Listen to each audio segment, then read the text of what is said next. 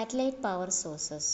സാറ്റലൈറ്റിൽ പല യൂണിറ്റുകളുണ്ട്. Transponder, telemetry tracking, altitude control ഇങ്ങനെയുള്ള ഓരോ യൂണിറ്റുകൾക്കും ആവശ്യമുള്ള പവർ സപ്ലൈ നൽകുന്നതാണ് സോഴ്സസ് ഓഫ് പവർ ഉദ്ദേശിക്കുന്നത്. നോർമൽ കേസിൽ പ്രൈമറി സോഴ്സ് സോളാർ പാനൽസ് ആണ്. ഫോട്ടോവോൾട്ടായിക്സിൽ അതായത് സോളാർ എനർജിയെ ഇലക്ട്രിക്കൽ എനർജിയാക്കി മാറ്റുന്നു. മോഡേൺ സാറ്റലൈറ്റിൽ ഹൈ എഫിഷ്യൻസി സോളാർ പാനൽസ് ആണ് ഉപയോഗിക്കുന്നത്. Example gallium arsenide multi junction solar panels. ഇനി എക്ലിപ്സിൻ്റെ സമയങ്ങളിൽ സാറ്റലൈറ്റ് എർത്തിൻ്റെ ഷാഡോ റീജിയൻ ആവുന്ന സമയങ്ങളിൽ സെക്കൻഡറി സോഴ്സ് ആയി ബാറ്ററിയാണ് ഉപയോഗിക്കുന്നത്. Nickel, hydrogen, lithium ion batteries ആണ് ഉപയോഗിക്കുന്നത്.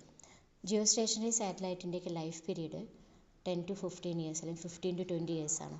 അപ്പോൾ അതിൽ പ്രൊവൈഡ് ചെയ്യുന്ന സെക്കൻഡറി സോഴ്സ് ബാറ്ററിയും അത്ര തന്നെ റിലയബിളായ ബാറ്ററീസ് ആയിരിക്കണം.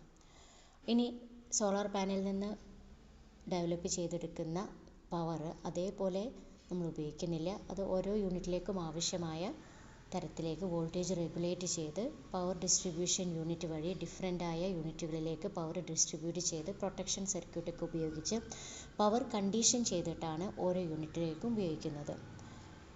ഓരോ വർഷം കഴിയുന്തോറും സോളാർ പാനലിൻ്റെ എഫിഷ്യൻസി കുറയുന്നുണ്ട്, ഡീഗ്രേഡ് ചെയ്യുന്നുണ്ട്. 0.5 to 1% ഓരോ വർഷവും ഡീഗ്രഡേഷൻ സംഭവിക്കുന്നുണ്ട്. റേഡിയേഷൻ മൂലമാണ് ഈ ഡീഗ്രഡേഷൻ ഉണ്ടാകുന്നത്.